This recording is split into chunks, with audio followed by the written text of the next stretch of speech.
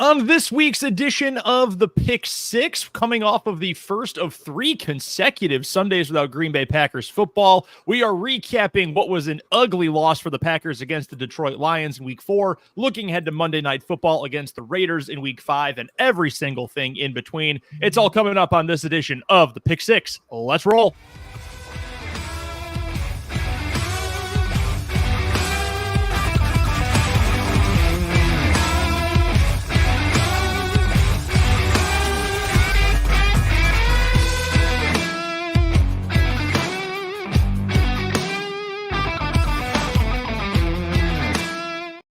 Week 4 is in the books, and thank God for that. He is Packers Central writer at Jacob Westendorf on Twitter. His full name is Jacob Westendorf. I have a massive problem with self-deprecation and self-loathing, otherwise known as Brendan Dzwierzynski at BrendanDZW on Twitter and across your social media channels of choice. Welcome to the Pick Six. We've got so much to get to. We've got some final thoughts on the ugly loss for the Green Bay Packers against the Detroit Lions this past Thursday night. We will look ahead to this coming Monday night when the Packers take Sin City to take on the Raiders. We'll have boots on the ground for the Pick Six for that one. So we'll get Jacob's look ahead to which casinos he is most excited to be attending, and also the game itself coming up on Monday night. We'll get to Jordan Love and an important thought on Joe Barry that I know came up on Twitter or on social media podcast world earlier in the week. I think Jacob and I are very much in the same vein when it comes to this.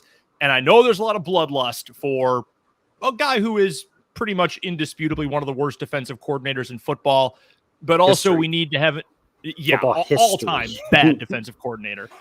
But I think we need to come to a mutual understanding that making decisions in March and making decisions the first week of October are two very, very, very different worlds. So we'll get to all that coming up over the course of the show today. If you're watching live, either on the Game on Wisconsin Facebook, Game on Wisconsin YouTube as well, we would love to get your input on the show today. Jacob, since we are going to have Packers Raiders in Vegas this coming week, I feel like, and you did a great job setting this up for us, our extra point for this week's Pick Six, favorite significant to some moment. So for those who are either not familiar with the great Scott Van Pelt's Sports Center Bad Beat segment, or with sports broadcasters who love to pretend that gambling is still some sort of underground world and not something that at this point a majority of the U.S. population can partake in their home state, a favorite moment that was pretty significant to a spread, a point total, a winner or a loser, that your favorite announcer may have just made a sly comment about. So I will leave the floor to you, Jacob, to lead things off here. Do you, as someone who, has a time or two put a shekel or two on a sporting event, do you have a favorite? Yeah, so Al Michaels and Mike Tirico, I think, are who you're referencing the most. Michaels was hilarious. And the GOAT, Brent Musburger, as well. Sure. Yeah. Oh, God. Love to talk about our friends in the desert. I don't know if – I'd have to look if Brent is still doing Raiders stuff. But if I believe he moved on. This is his first year since they moved, not doing it. No. Oh, man. Yeah. That was on my, list of people I want. I've been very fortunate, so I don't fanboy over players. I do over announcers and TV personalities. Last year, I'm not kidding, guys. I stood shoulder to shoulder with Aaron Rodgers before a game one day. And I was more excited about earlier in that day. I met Mike Golick Sr. because I grew up listening to Greenberg and Golick when I was a kid and realized I picked the correct mic of which one was the better one. And for some reason, the worst one gets national TV shows and radio segments, and Golick had to figure out unemployment for a while, which I don't fully understand, but that's a separate topic for another day. And I'll give Greeny credit. He will make anything he possibly can about himself. So kudos for doing that with Aaron Rodgers' Achilles injury. Thank you for... It's a talent. It is hard to be that self-centered about everything, but I will give him credit. He is somehow able to do it. Yeah, it's like you said, it's a tough job. Somebody's got to do it. My personal favorite, though, is last June, so 2022. It was June 4th, 2022. So it was my brother's birthday. And I had gotten into the idea of these same game parlays. And I had let me think here. I had 2 hits from DJ LeMahieu. I had 8 or more strikeouts from Garrett Cole. I had a home run from Aaron Judge and a home run from Matt Carpenter. And if it was like a $10 bet, and if it hit, I won like $600. So I had gotten everything except for DJ LeMahieu was 1 for 4 on the night, and the Yankees had scored a bunch of runs. So I'm like, he's getting more at bats than he should. Well, it comes up in the 8th, and it's like I'm the only one still paying attention because it's 11-1. And LeMahieu ropes a ball down the left field line, and I am literally like pumping and screaming my fists in my room because I had just won a couple dollars, and that actually funded my flight and tickets to Yankee Stadium later that August. I feel like, hey, they won me the money. I feel like I should spend the money on them. So I got to go to Old Timers Day last year where they played the Kansas City Royals, and that was a lot of fun. I saw Judge's 200th career home run in person because of that, but that is my personal favorite significant to some moment. That's a good one. That's a really good one. So for me, I'm going to take this a different way, and I'm going to go with being on the wrong side of one of these. And the only reason why is because I was there for it. Because normally these are things that bring me immense pain. Like on Sunday, for example, the play that has led the dumbest person you know to now believe that the NFL is rigged again because they don't understand football strategy or gambling. But like Patrick Mahomes slid down near the goal line instead of scoring the other day when the Chiefs were favored by 7 and a hook. I would have loved if he had scored because it would have meant I had a much richer Sunday night, but he didn't. It is what it is. And again, now the dumbest person you know believes the NFL is rigged because of that. So normally I would not celebrate one that I lost, but I'm going to take you back to February 2022. I'm covering a game for work for 580 WIBW out of Peak, Kansas. You bet on high school sports, you freaking degenerate. Oh my God. Let's make this very clear. This was not a high school game I was covering. This was the Kansas Jayhawks men's basketball team, which that year won the national championship. So that's a good team. That's a really darn good team. They're playing at home. They're playing Oklahoma State, a team that has given Bill Self fits. It's his alma mater. It's given him fits over time. But this was not a very good Oklahoma State team. It was a very good KU team, and KU just beats the brakes off of them. I mean, it is not even remotely close throughout most of the game. And I had bet KU's team total. Oh, geez. 76.5, I believe is what the total was. I think it was 76.5. I can't bet those for these reasons you're about to say. Like, I can't do it for this reason. KU Jacob needed to score, I believe it was 1 point in the final 5 minutes. It's 76. They're up by 20 plus. I mean, they are just killing them. They are wearing these ugly-ass alternative uniforms, and thank God KU has not worn them since because they are hideous. And, I mean, they're just killing them. They need 1 point. They got to the free throw line multiple times with, reserves, bench guys, walk-ons, but they got to the free throw line multiple times. Guess how many points they scored? Needing 76.5, sitting on 76 in the final 5 minutes. Guess how many points they scored, Jacob? 76 total. Scored 0 points the rest of the contest. And I was in person witnessing what was later deemed, I believe by Scott Van Pelt, one of the worst bad beats of the 2021-2022 calendar sports year. And I got to be in attendance for it. I came close to that once. So a fantasy football moment was I was winning by 2, and it was a Monday night game. Ben Roethlisberger was my fantasy quarterback, and I was winning, and the guy I was playing against didn't have anybody left, and I was winning. And I was like, okay, so do I just take Ben out and guarantee that like I win and he doesn't screw it up? And then I went, that's kind of Bush League. So like, I'm not going to do that. Like I'll at least, the likelihood that honestly, if Ben scores like -4 points or something like that, whatever, the guy I'm playing against probably deserves to win if that happens. So like, I'm not going to do that. Ben throws 2 picks and completes like 5 passes in the first half for 7 yards or something stupid like that. He was hurt at halftime. I am freaking out because it was a -4. I literally needed him to just score 0. He scored 1 point that night because he threw a touchdown pass in the fourth quarter. I was so terrified of anything like that. One more betting question from True North here. So appearances on Sunday, the over 1, that is true. What's your Kansas City is your neck of the woods. What's your take on the Taylor Swift thing? Okay. I mean, we only have an hour-long show, so I don't know if I can get fully into this because we do have some Packers to get to. Like celebrity relationships are not my thing. Like, nope. Travis Kelce is famous and rich, and Taylor Swift is famous and rich, and they are together. Like, yeah, I would not assume that she would date like a regular old guy. Like they are in a different world than we are. That's not like news or cool to me. I get why the NFL is hyping it up because she is the biggest celebrity in the world. We had someone on our show last week and we said, do you know a Taylor Swift song? It's an older guy. He is our high school reporter, funny enough. And he said, yeah, of course, I know a Taylor Swift song. We said, do you know the Pope's name? And he said, no, I really don't. Like that is how big she is. She is bigger than the Pope, at least in this part of the country, which is a part of the country that is pretty rabid about their religion, right? And so I get why the NFL's hyping it up. I get why NBC, especially this past Sunday when they figured the Chiefs would blow out the Jets, were talking about her so much. But I'm just going to side with Travis Kelce here on his podcast. And he said, hey, look, this has been fun, but also it's my private life. I would like to keep it my private life. I am fully behind Travis Kelce in that, and you keep your personal business to yourself. I don't believe that the NFL is rigging games for the Chiefs because now she is Chiefs Travis don't need Kelce's help. girlfriend. That's like the dumbest part. The Chiefs don't need help. They're the stupid. winningest team in the last 5 years. I'm a proponent of it. I don't care about the celebrity relationship thing, but like I just like watching people lose their mind over. I don't care about Taylor Swift as you tweet 27 times about Taylor being on TV. It's like she's one of the 10 most powerful people in the country on earth. And right.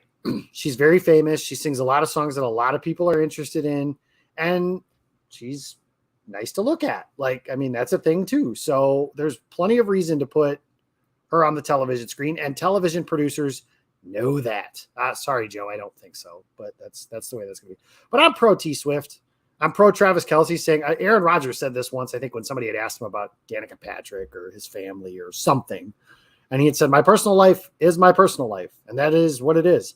And I appreciate that because when you are famous, your personal life is in the public eye, and like there are literally lip readers trying to figure out what Taylor is saying about Travis Kelce during the game. Like, I mean, whatever. I don't care if it gets new ages of fans into the NFL, then cool. Fandom comes in all shape and sizes. I know there's an intersection that people who like Taylor Swift already liked football before that, but there were those who didn't too. So the more fans the game has, the better it can be, in my opinion. That's the way that I can have for anything like that. But as far as the NFL marketing, the NFL is a marketing machine. Of course they lean into things. Why do you think the quarterbacks' faces are on everything? This is no different. It just happens. One of the most famous. If Beyonce divorces Jay-Z tomorrow and starts dating Aaron Rodgers, for example, it's going to be on TV. Nonetheless, I just wanted to get to that because it was stupid and I like Taylor Swift. So I hope my wife's not watching this because I always tell her, no, I don't, but I do. And nonetheless, she's got hits, and I find her confidence and like her attitude about things attractive. So that's my thing there. Anyways, nonetheless, we can move on before. Are we going to? We might be taking this podcast in a different territory tonight. Hey, man, it is what it is. I'm not going to objectify her or anything stupid like that, but I find her confidence and aura attractive. Yes. And that is the difference between us and Barstool Sports. All right, let's get to actual football, some actual on the field action from this week. Thursday sucked, man. I was working the sideline for a high school football game. And, I figured I've got my big game tomorrow. Like I'm semi tuned into this game that I'm watching and working at, but like the Packers are playing and that consumes most of my brain space. So anytime I got the chance, I'd have my mic in one hand, my team roster in the same hand, and then I had Amazon Prime on my phone in the other hand. We get to about halftime, and I had to put it down for a second to do a report. I bring it back up right as Jordan Love throws his first interception. And I thought, well, shit. And it just kept getting worse and worse and worse. I finally got a chance to watch the fourth quarter of the game. And I will say, and this is damning with faint praise, I appreciate that this team did not roll over. We have not seen this team roll over. And I do think that is valuable. I don't want to make it a bigger deal than it is and say, oh, well, this team, they all got that dog in them and Matt LaFleur is different now and they're not rolling over for these teams. I don't want to make it that big of a deal. It is a good thing that they're not completely quitting, but also that should never have been the standard. Like, the standard should always be that you're fighting for a full 60 minutes, not that, oh, wow, you actually gave effort. How nice is that? Have a participation trophy. Like, that shouldn't be the standard, but I do appreciate it's better than it had been in recent years. That being said, this hopefully was a wake-up call, gut check kind of game for the Packers, because I'm not surprised they lost to Detroit. I thought they would win. I thought they could pick up a victory in that game, but I'm not entirely surprised they lost. The Lions are a lot better than they've been in recent years, even if I still think they have some flaws. That part isn't a surprise. Getting your ass kicked for 100 yards up and down the field for the vast majority of the game, that was the letdown to me. The fact that this was not an especially close game. Love, clearly his worst game of the season so far, but everybody played poorly. The offensive line looked as bad as it's looked since, 2013, maybe? The last time the Packers had a bad offensive line. I mean, it is, or below average anyway. Like, it was gruesome all over, and it's not just Royce Newman. I know he is the punching bag, and no, he is a bad NFL player, but it's not just him. Nobody played well in that game for the most part on the offensive side of the ball. Defense wasn't nearly good enough. We'll get to more on Joe Barry in a little bit, but I don't know. Part of me is pissed because I wish the effort and performance had been better, even if it had been a loss. But part of me also says, look, you lost to a better team. It sucked. Burn the tape, flush it. Let's move on. So I'm sort of at a crossroads with it, I suppose. I'm upset because it's the same issues. And Matt LaFleur talked about it after the game. Like, he used the definition of insanity and all that stuff. And we'll get to the defensive stuff here in just a minute. But on the offensive side of the ball, another slow start. Like, we're getting the game was only competitive because Green Bay scored 2 touchdowns after it was 27-3. Yep. Like, you can't make your living that way. Green Bay was lucky the week prior that New Orleans didn't score more to put that game out of reach. And, Green Bay, their running game is embarrassing. Their ability or lack thereof to stop the run is embarrassing. David Montgomery, who the fantasy football nerds hate, was awesome on Thursday night. But since he's I think, what was the phrase the idiot used? A mid-bowling ball, which, like, okay, does he have flashy runs like Saquon Barkley that are going to end up on SportsCenter? No. But there's value to players like David Montgomery, and I think that was on display on Thursday night when they are able to run through contact. And he forced, and this is the other part that annoys me, he forced more missed tackles on Thursday night than the Packers running backs have all season. That is embarrassing for a lot of different reasons. Yeah, both ways there. That's embarrassing. Both ways that's embarrassing, yes. I think that, and then on the offense, again, it's just they don't really have an identity. What do they do well? What do you think they can lean on that you're like, okay, when they run this play, something good happens? Or when they run plays like this, something good happens. Like, they just don't have that. And I don't know how that gets better. David Bakhtiari is not coming back, maybe ever again. Mm-hmm. So Rasheed Walker, as admirably as he's played, is a downgrade. Elton Jenkins was hurt. He practiced today, but we'll see if he plays on Monday. Mm-hmm. Is that, I don't know how they get better running the football, and I don't know how they find an identity if they can't get better running the football. And I'm not saying that as like an old school, you've got to run the ball to have success kind of thing, but even Brandon Staley has talked about it in the past of like making the defense play the physical part of the game has its value. And the Packers just don't have the ability to do that. They cannot run the ball at all. And it seemed pretty clear on Thursday that their strategy was to throw the ball against his defense, which makes sense. The Lions defense is badass, especially against the run. And they have some vulnerabilities in the passing game. But when you can't block Aiden Hutchinson or anybody else on that defensive line, it doesn't matter what you're trying to do. I've said this, and I had it. Trey Wingo talked about it. I think it was on Sunday, but it might have been Thursday too. I think we're starting to learn throughout the course of the league that outside of quarterback, there may be nothing more important than the offensive line. So I want that to be bookmarked and at the forefront of people's minds. Yep. When the Packers take an offensive tackle in the first round and everyone goes, oh, another lineman. Like, yeah. Ignore those people. Ignore them. And safely, because really, honestly, there's 2 guys that are playing right now that I could say safely pencil them in as starters next season, and I feel good about it. Elton Jenkins and Zach Tom. That is it. So the other three guys, whether that's, left tackle, right guard, and center or whatever, however it is, it shakes out. Wherever play Zach Tom, wherever Elton Jenkins plays left guard or center if you find two guards and want to do things that way.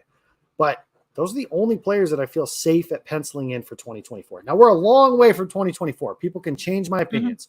Maybe Luke Tenuta comes in off of injured reserve and kicks some people's asses, and I feel really good about him.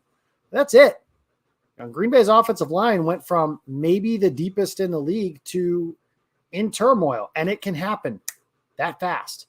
It's incredible. And I always thought the offensive line was a little bit, I always thought it was good, but a little bit overrated because they are certainly good pass blockers.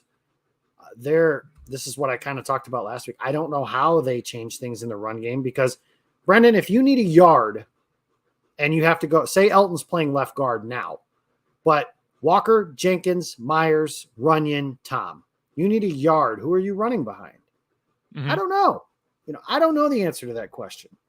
And I don't know how Green Bay gets better at that. So I hope they do. I think you're going to see a concerted effort to it. I think the Packers have probably, it's only Tuesday, so they haven't, but I would bet they emphasize this throughout the course of the week of running the ball and stopping the run.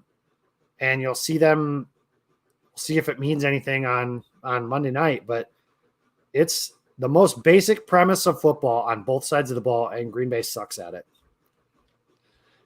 And it's like, I don't know what's going on with A.J. Dillon, man. Like, I don't know what the problem is with him, why he is so ineffective and has progressively gotten worse over his career. We know the deal with Aaron Jones, and I know that I want him to get more touches too, but also, he's got a reputation as a guy who gets banged up, and as your pal and mine too. I don't know, Mark, are we friends? I don't know if that's fair to say. I'm going to call Mark Trova a friend of mine. Put on Twitter recently, like, Aaron Jones got hurt week 1 running too fast. Like, he is a fragile player. He's an incredible player, but he can be fragile at times. You've got to find ways to still be able to use that part of the game, even when you are limited for one reason or another. And obviously he was still at least partially limited against Detroit. A.J. Dillon is limited in the sense that right now he's not a good player.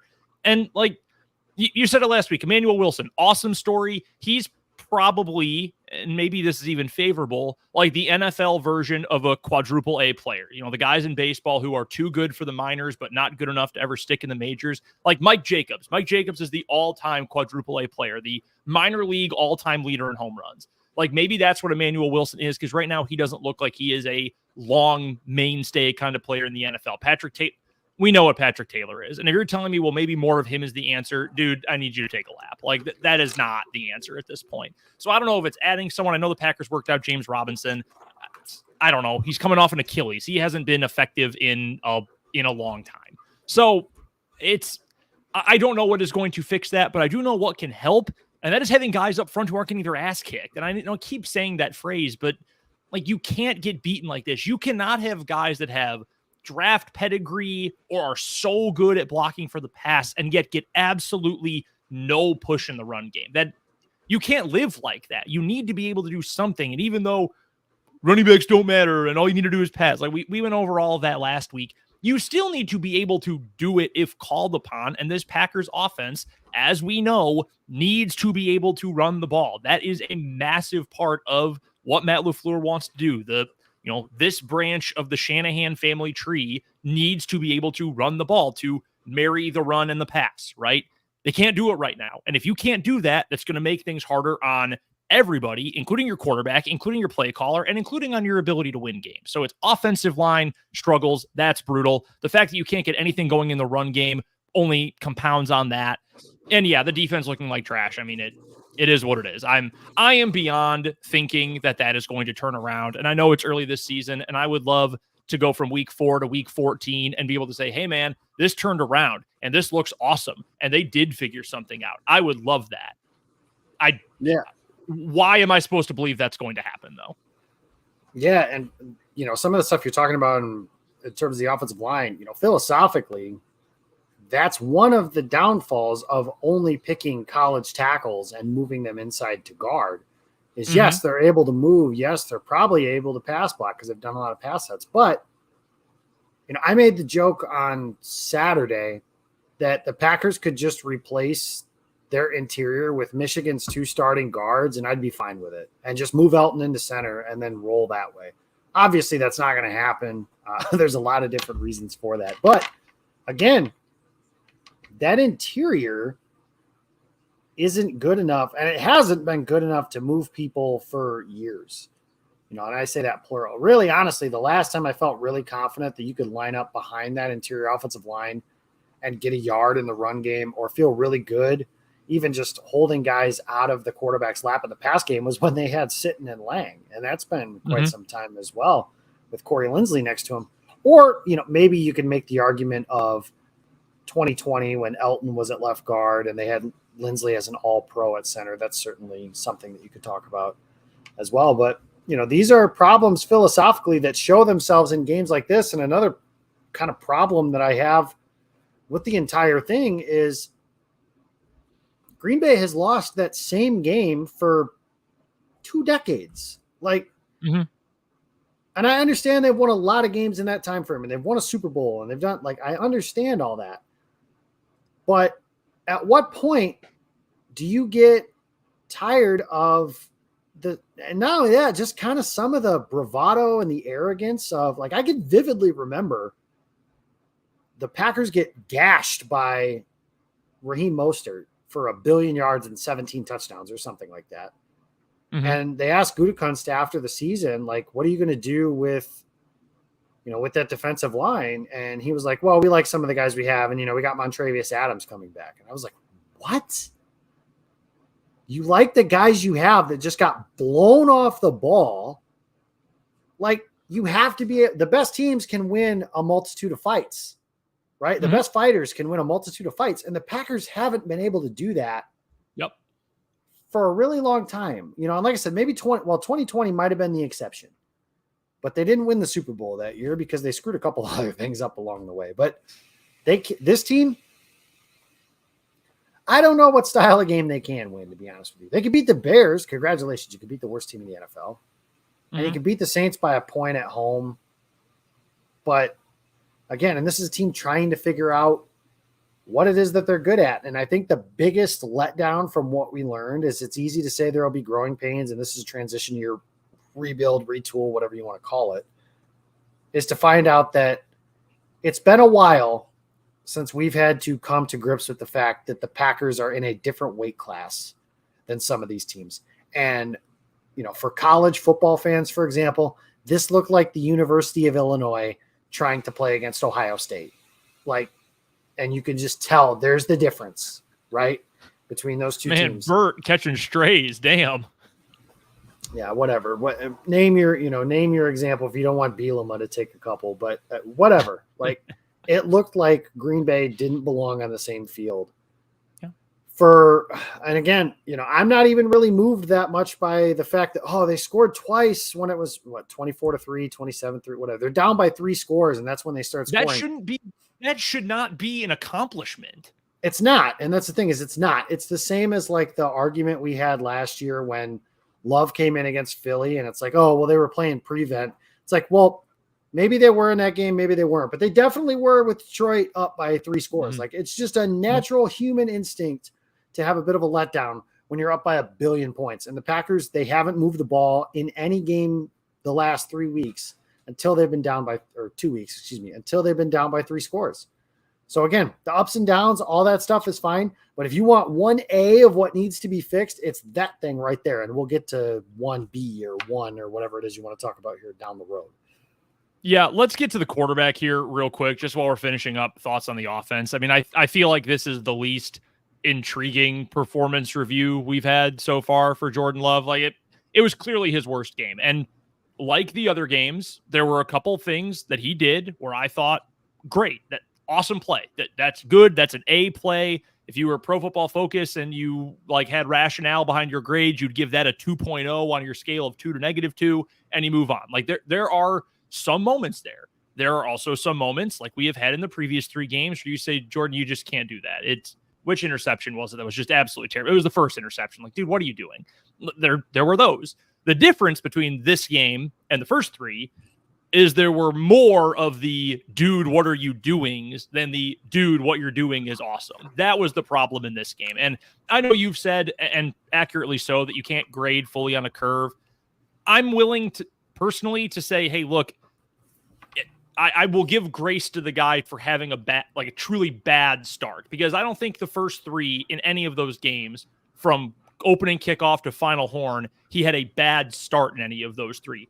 Some better plays, some worse plays, but no bad starts. I'm willing to say it's okay to have a bad outing, but this is like a conditional grade. This is like when I took geometry in high school and nearly got like held back and put in remedial classes. Like, passing here is a conditional grade. We need to see what he is going to do in the future to indicate if we can not give a pass, but give grace for a game like this. Because if he comes out against the Raiders and, we see 28 of 40 for 275 yards, 2 touchdowns, no picks, and a couple rushing yards, okay, then great. Then we can definitely say that things are still moving in the right direction. But if we go and see this game against the Raiders and it looks just like this game against the Lions did, against a legitimately bad defense, that to me is when I'm going to feel like we're on that downturn of the roller coaster instead of on the turn up. Yeah, there will be fire bells and whistles. And, one of the concerns that I had after the first 2 weeks was that, and they're just raw stats. So, take the raw stats for what they are. But Jordan Love essentially played 7-on-7 for the first 2 weeks. There was zero pressure on him at all. Mm-hmm. And there wasn't that much, the gaudy numbers weren't there. And in theory, if you're not getting hit and pressured, it should be, quote unquote, easier. Now, again, are there caveats of, well, he's playing with rookie receivers and young guys and Aaron Jones didn't play and all that good stuff? Yes, of course. But that is a concern, whether you want to believe it is or not. If you just want to say, oh, stats don't matter, like the Saints game, stats don't matter, he won. Are you kidding me? This is the fan base that for years said quarterback wins wasn't a stat because that was how we propped up Aaron Rodgers to be better than Tom Brady. Now, because we want Jordan Love to be good, we're going to make quarterback wins a thing? No. Now, again, with Love through 4 weeks, has there been more bad than good? Yes. Am I sold this guy's the quarterback of the future that you have to give the Daniel Jones contract to right now? No. And I don't know how you... For clarification's sake, more good than bad or more bad than good so far? More good than bad. Okay. Did I say more bad than good? That is not what I meant, if that's what I said. No, I just wanted to make sure we were all clear. Oh, yeah, no, yeah, more good than bad. But I'm not comfortable. That's the decision I don't think people are giving enough weight to. The Packers are giving the quarterback a contract extension or moving forward with contingency plans after this season. That's how this has to work, because Aaron Rodgers famously did not want to be a lame duck quarterback going into the 2021 season. Then essentially was a lame duck quarterback, but whatever. Aaron's weird. Bottom line on that story. But I haven't seen enough for you to tell me okay, Green Bay's picking 9th and okay, Drake May and Caleb Williams are gone, but name who are Bo Nix, Quinn Ewers, JJ McCarthy, Shadur Sanders, whatever. Pick your flavor. Maybe if it looks like this for the rest of the season, maybe. Yeah. I'm not against it. I'm not suggesting any of those 4 guys right now are better than Jordan Love would be, but if this is what it's going to look like, if this is as good as it gets, if this is what the season's going to look like, then yes, there is a conversation to be had about whether the Packers should be picking a different quarterback. And maybe that's not fair to Jordan Love, but that's the situation they put themselves in by, sitting him for 3 years, Aaron Rodgers, blah, blah. We don't need to go down that whole rabbit hole again. Sure. But I am not sold. I'm not sold, if that makes any sense either. There are things that he does that are legitimately awesome. The highs are very high. The lows are very low. And there isn't any middle ground right now. And we'll see what that is. I'm giving him in general kind of a pass for Thursday because in the first half, every offensive lineman gave up at least one pressure. And there were times where I legitimately thought Aiden Hutchinson was going to eat him. That was the scenario on Thursday night. Name your quarterback, Tom Brady, Pat Mahomes, whatever. If that is the scenario, it doesn't go well for any of them. Mm-hmm. Yeah. And I think that's a very fair and measured take. And I'm in agreement with you on all that. I'm still optimistic, but you're right. If you have this as it is right now at the end of the season, you end up quite literally where the Giants were last year. And like, we know that Daniel Jones sucks. Like it is very apparent he is a bad NFL quarterback. We But knew that a last year year, ago. We knew that a year ago. That's the part. well, that's yeah, funny. I mean, we've known that, but he appeared to be, well, I'm like, we won some games. We won a playoff game. We made the playoffs. So that's cool. But it's clear that they had a ceiling. Rational people always knew that was the case, but then they got stuck holding the bag, or giving the bag, really. And look where they are now. They're, I mean, name a team too. Name a team that has had a quarterback that is competent and not paid him. Like Daniel Jones last year, if that's like what he was, then they'd be like, yeah, he's competent. He can play.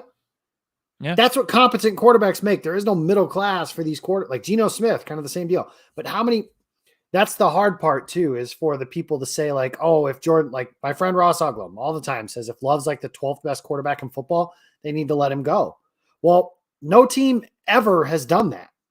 Mm-hmm. The only exception you could maybe make is Jimmy Garoppolo and the Niners, but the Niners had a terrible season and were picking in the top 12 before they traded up to go get Trey Lance, which of course didn't work. And of course it doesn't matter because everything they touch turns to gold for some reason. It's a tough spot, man, because I don't know how you can be sold on Jordan Love unless you just really wanted to be, which isn't to say that, which isn't to say that you shouldn't, or you should be like sold that he's not good either. It's just, I don't know. It's one big, They're 2-2. They probably deserve to be 2-2. And they're a pretty darn average team with the growing pains that make them look below average at times. The good news, if you want some, is there could be some medicine coming this Monday night. Yeah, and hopefully there is. And again, as we have been saying this whole time, it is more important what Jordan Love looks like after 17 games than after 4 games. But there's got to be improvement on the way. If it is this by week 17, that's the worst case scenario. I'd much rather he either be terrible or be incredible by then than be competent, to use that word again. Who's not even remotely competent, Jacob, is Joe Barry and pretty much the entire Packers defense, because you can't, even as much as I don't like the guy as a coach, you cannot blame him solely for this Packers defense being trash yet again. If for no other reason, remember when it was Mike Pettine's fault? And remember when it was Dom Capers' fault? And now all of a sudden it's Joe Barry's fault. And like, again, he stinks. He is a bad coordinator. He is an all-time bad coordinator. Everything he touches turns to coal. Like he sucks at his job. But this came up earlier in the week over on the Pack-A-Day podcast, and Andy Herman put this out on Twitter, and I think he was spot on, and I know you responded to it in the same way. What does firing Joe Barry right now do except satiate bloodlust from the fan base? Because like, if you wanted to ask me right now, Brendan, do you think Joe Barry should have this job? I would tell you absolutely not. He's awful at it. It's actively making this team worse. Okay, then what is your answer to it? And I would tell you, great question. I don't know. Are you trusting one of these assistants to step up and lead this defense of the same personnel and all of the same other assistants and himself coaching his same position group? Because right now, outside of Rashawn Gary and then secondarily Gary opening up things for the other pass rushers, who is performing especially well as a unit on this defense right now? And I think he should have been fired after last season. I will be clamoring for him to be let go. And I know it's not nice to talk about another man's job, but he should be let go at the end of this season or near the end of this season. But seriously, what tangibly improves? How much closer is Green Bay to being a winning, contending team if they fire him now versus firing him at the end of the season? Because honestly, if it's at all negligible, and that sucks, but it's just the fact of the matter. Yeah, there isn't a guy like I remember in the past when it was, fire Dom Capers now. And I was like, okay, who on this staff do you want to be the defensive coordinator? And the go-to answer at that point was Kevin Green, RIP. But now, like, I had a friend of mine say Jerry Montgomery. Well, what the hell has Jerry Montgomery done to earn a promotion? And I know the counter argument is, what has Joe Barry done to keep his job? Fine. But the way I look at it here is this. The goal for this year, the Packers will never say this out loud, but the goal for this year was to make sure they're on track for success in 2024. If that is the goal, then I think you need to make decisions in the best interest of 2024. I'm often, and I've said this before, I'm almost always in favor of don't fire the guy in season, because then you run yourself the risk of hiring the interim. Hello, Cleveland Browns and Freddie Kitchens. That's exactly what they did. And it wasted an entire year. So my goal is to, number one, the Packers, they fucked up this Barry hire from the very jump. Like, not only did they hire him, but then they didn't let him hire any assistants, which, like, okay, maybe you can argue they should have never hired Barry and maybe he would have made everything worse, blah, blah, blah. That's still weird to have somebody do that.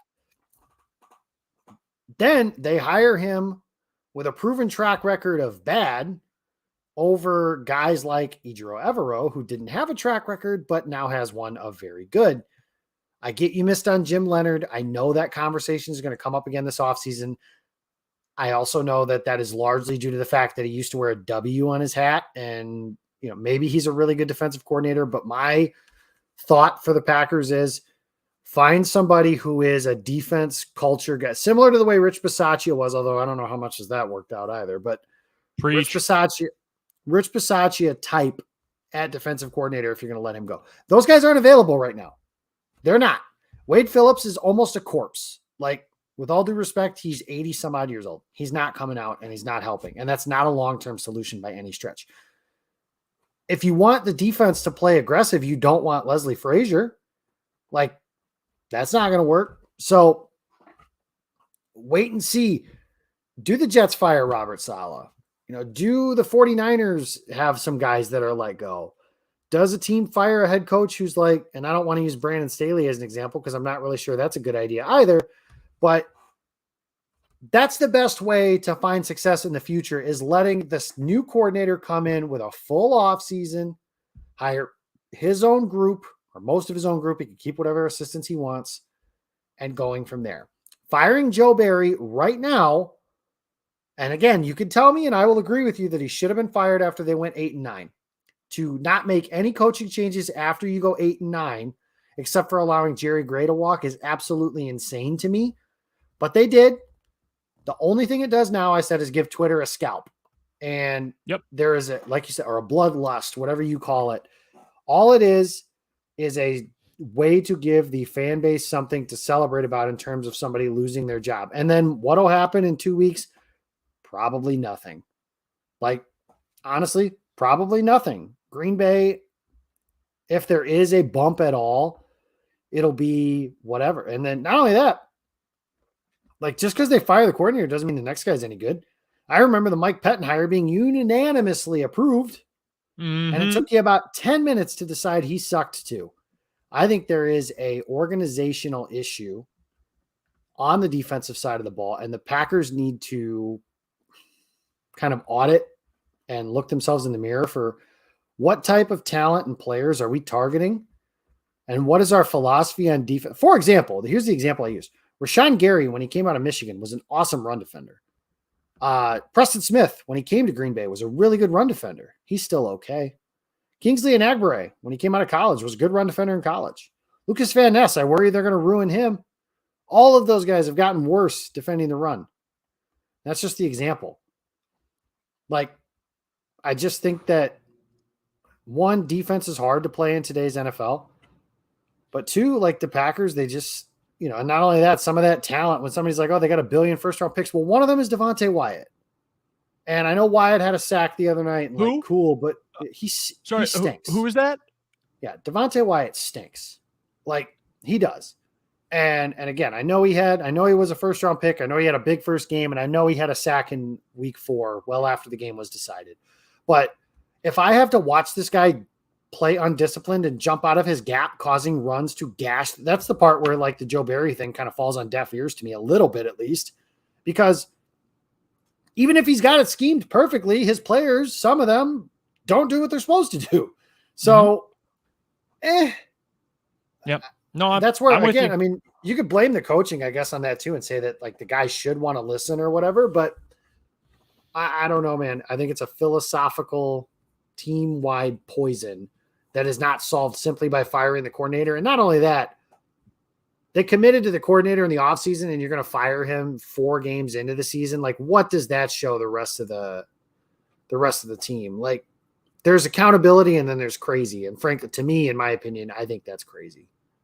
It's like NBA coaches starting a season with the guy and then firing him 8 games in, or hockey coaches or hockey teams do the same thing. Like, what are you gaining from it? Why didn't you fire him before? What are you gaining from this? If you were only going to give him 8 games or something like that, just fire him now. Just fire him. Like, no, I'm with you. I'm 100% with you. And Matt LaFleur, I think, is too stubborn to do that at this point, if we're being completely honest. And sometimes as a coach, stubbornness is really good. Sometimes it's really bad. In this case, it's both bad, but also I think it's kind of the only option you have at this point. By the way, real quick, because we do have plenty to get to with this Vegas game coming up this week. You mentioned Rashawn Gary. Boy, he did it. Player of the week. Yeah, it's not even close. He's the best player on this roster. And I like a lot of guys on this roster. I do. I love Aaron Jones. I love Christian Watson. I love a lot of these young receivers. I'm optimistic about Love. Bakhtiari's not playing anymore. Big E didn't play this past week. The best player who is active and healthy and at full strength right now is Elgton Jenkins. Or I'm sorry, not Elgton Jenkins. It is Rashad Gary, and it's not even close. He is the best player on this team right now, and he's probably going to keep winning this week after week if he keeps playing the way he's playing, because it's honestly preposterous. Yeah, I didn't have anybody else worth talking about. Like, the whole team sucked. So no, it sucked, dude. It was terrible. But, and you alluded to this earlier, Big E, among others, been practicing, or practiced on Tuesday at least, getting ready for this game against the Raiders coming up Monday night. You will be there, boots on the ground, and it at least seems, from what the Beat Core was able to see in person on Tuesday, this team may be getting a little bit healthier. You've got Eric Stokes, who is at least doing something out on the field. And how good is Eric Stokes after not playing for all this time? He was bad when he played last year, then got hurt. It's been a long time. Who knows what he's going to be, but at least it's another body out there in the secondary who has some level of talent. He's a Georgia Bulldog after all. You've got Jair Alexander, who is working out again. Elgton is working out again. You've got guys getting healthier. And this stretch that the Packers are in which they play a Thursday, no Sunday, Monday, and then off completely. This should be the time of year when the Packers get as healthy as they are going to get the rest of this season. So it's encouraging that going up into a game against a team that is in complete disarray with a complete buffoon of a head coach in Josh McDaniels, poorly run from top to bottom, getting all these guys back, or at least some of them back. I'm sure not all of them will play, but if you can get Jones a little bit healthier, Watson a little bit healthier, some of these guys back in the lineup active for this game, you should be in a good spot to look a lot better overall against the Raiders. And to be blunt, and I don't like to be fatalist, I like to be very optimistic about this Packers team. But if you get a number of these guys back and you look bad against the Raiders, I am suddenly going to feel a whole lot more pessimistic about this team. If you win by 7 or even by 3, depending on how the flow of the game goes, that's okay. I can live with that. But if you go out there and you look flat as hell for another first half in a row, if you go out there and you can't move the ball at all again, the defense is getting gashed again, I'm going to have some major problems, because that would start to feel like these are foundational cracks that you can't just pave over. Yeah, I talked about it. My article for this week was, there's no more excuses this week for Joe Barry's defense. And everybody was like, oh, yeah, there wasn't any to start there or whatever. But yeah, if you as my friend Mark Trova likes to say, I invented the Oreo. But in addition, he also says, I don't make any money if you don't click the link. So if you click the link and read what I said, the thought behind it was the Raiders are the worst rushing offense in the NFL by a pretty decent margin too. It's almost incredible how bad they are. They average 2.7 yards per carry, or Josh Jacobs averaged 2.7 yards per carry. They might be facing a backup quarterback. Aiden O'Connell might start this week, and I like Aiden O'Connell, but he's a 4th-round rookie. Yeah, they have Devontae, and Devontae's awesome, but as Gisele Bundchen once famously said, my husband can't throw the ball and catch it too. And Khalil Mack had 6 sacks on Sunday. They don't run well. They don't pass protect that well. Mm-hmm. And they don't play quarterback that well. Other than that, the offense is awesome. Other than that, how's the play, Mrs. Lincoln? Right. And on the defensive side of the ball, Max Crosby's a dude, and he's legitimately scary, especially after watching this offensive line look like a complete tire fire. But if you want to give the caveats, and I certainly will, Rasheed Walker was healthy, and Josh Myers was healthy, and Royce Newman existed. And that's about the best I can say for that. John Runyon got hurt on the first series of the game. He was injured, and he did not practice today. So we'll see if that's something that happens down the road here. And Zach Tom was clearly playing hobbled because he stunk on Thursday night. That's as bad as I've seen him play in his professional career. So getting those guys back, they're going to need some reinforcements because, again, Max Crosby's awesome. That's a game wrecker. And you've seen, we've got one. Green Bay's got one. Rashawn Gary can ruin a game for an offense. Mm-hmm.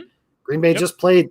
They hadn't played one yet until Thursday when they played Hutchinson. Hutchinson's a game wrecker. Well, Max Crosby is too. And Crosby's probably better at this stage of his career than Aiden is. So that's an interesting kind of thing. But you're right. They're looking to be healthy. And Watson and Jones played out. Well, allegedly Jones played. I don't remember too much, but supposedly he was dressed. And I'd love to be able to ask Matt LaFleur what the thought process is behind dressing guys and having them on a pitch count. But again, that's a different question for another day.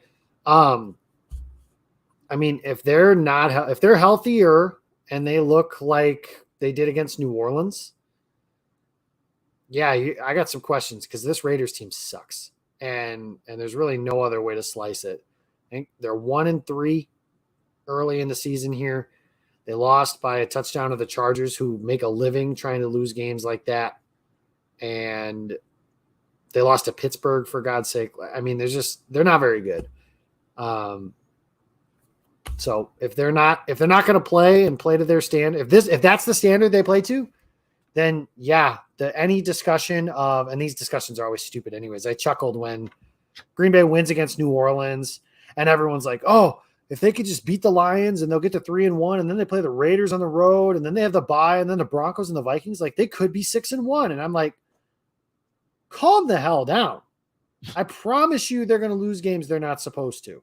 I texted a friend during the Bronco game as they were getting embarrassed by the Bears, who then in turned out embarrassed themselves. I was like, it's going to be so embarrassing when Green Bay loses to Denver.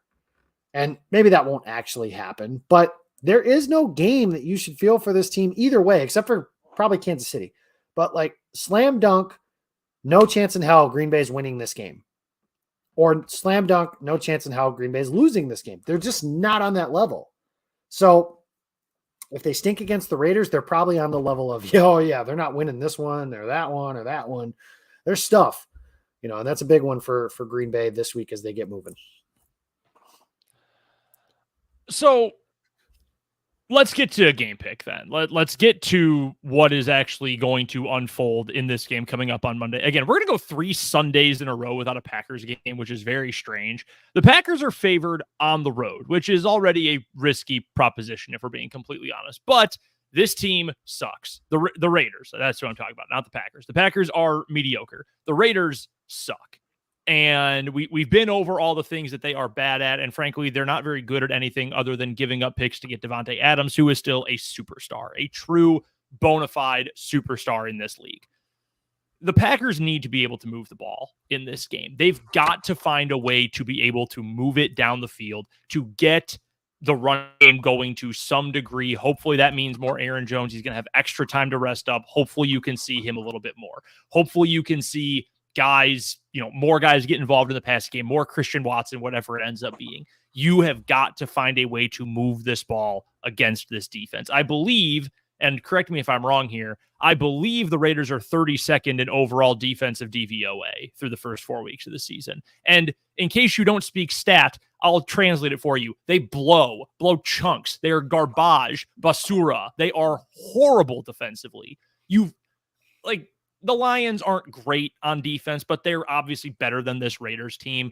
If you can't figure out some way to get the ball moving on the ground, to get some kind of push, to get Love in a rhythm, it's a disaster zone. So I am going to say that the Packers do get it done. I will be the optimist that on the road in a building that is going to be 70% Packers fans. I mean, that stadium is going to be. I mean, I'm trying to think of how many people I know personally that are just going to be at the game, and my number reaches double digits, and they're all Packer fans. I mean, it's going to be the Packers' first, Packers fans' first road trip to Vegas since the Raiders have moved out there. I mean, this should feel like home field advantage, even if the Packers will be sleeping away from their own beds for this game. I'm going to say the Packers get this done. I think they're going to be able to put up some points. And look, are they going to win the Super Bowl this year? Probably not. Would it be fun to make the playoffs still? Yeah, obviously it would be. And if we're being completely frank, the most likely way the Packers get to a postseason this year is Jordan Love continues to improve and they just beat up on teams who are worse than them. And if the Packers are mediocre, there are at least a number of teams that are worse than them. And it's nice they get to play the Bears twice this season. So I'll say the Packers get this done. Give me 27.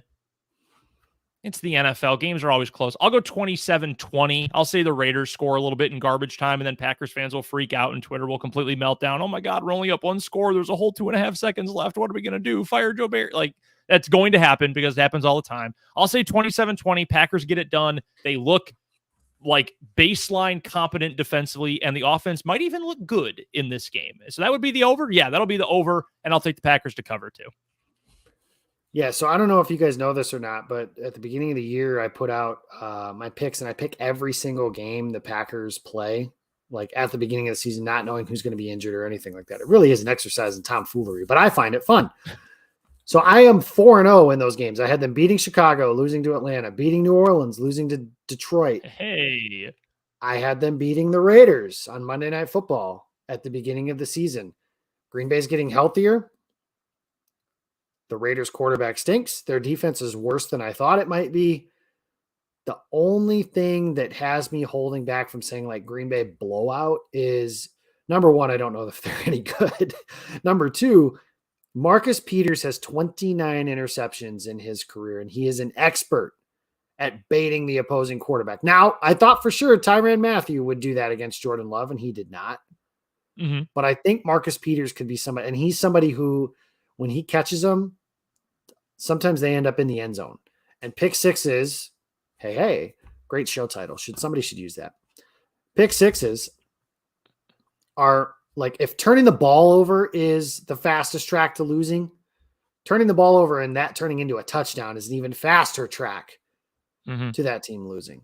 And I do think that's possible. Love, hey, it's only 3, and I know that, and I know the game scripts and all that stuff, but 3 turnovers in his last 2 starts.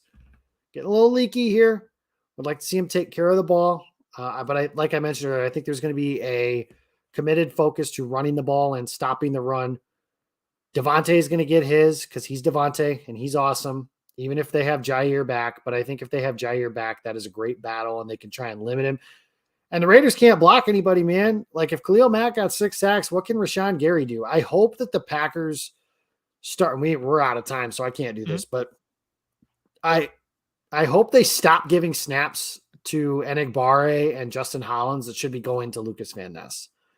And I say that as because Van Ness right now is a better run defender than both, and his upside as a pass rusher is higher than both. I did the stat earlier this week. Rashawn Gary by himself has 17 pressures and 3.5 sacks. The rest of the edge room has 17 pressures and 1 sack, and it was Van Ness running down Justin Fields. So this needs to be a get-right game for the pass rush as well. But I like Green Bay. I like them 27-23. I think they score enough. And like I said, it's like 27-16 going late in the game and Devontae gets a touchdown or something like that to make the game closer than it really appears. But I would not be surprised at all if Green Bay drops this game. Again, I just don't know how to feel about this team. We are both on the Packers. We can't wait to watch this game with you. Jacob will be there in person in Vegas. I will be sitting on my couch screaming and freaking out like I normally do. Go follow Jacob on Twitter at Jacob Westendorf. I'm Brendan DZW. You can find us there. Make sure you're following Game On Wisconsin across all your social media channels as well at Game On WI in all those places. Jacob, we've got like 20 seconds here. Number 1, favorite casino you're going to be hitting up. Number 2, favorite game at the casino. Wherever Vince Costa takes me is that is my favorite casino, and my favorite game at the casino is it's blackjack, man. The movie always account for variable change. The movie 21, one of my all-time favorite movies.